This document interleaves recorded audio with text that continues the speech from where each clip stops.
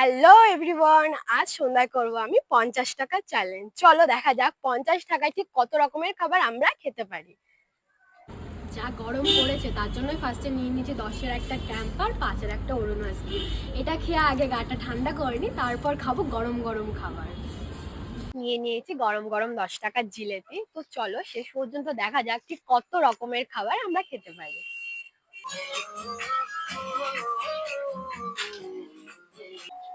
গরম গরম চায় সন্ধ্যায়, সাথে এই যে নোংরা খালের হাওয়া, মজাই আলাদা।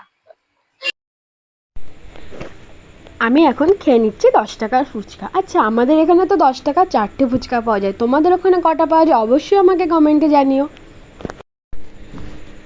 এবার চললাম আমি সিঙ্গারা আনতে, যার দাম নিয়েছে 6 টাকা। তো আজকে আমার কাছে বেঁচে রয়েছে আর 4 টাকা। লাস্টে আমি একটা হজম করার জন্য হজমোলা খেয়ে নিলাম।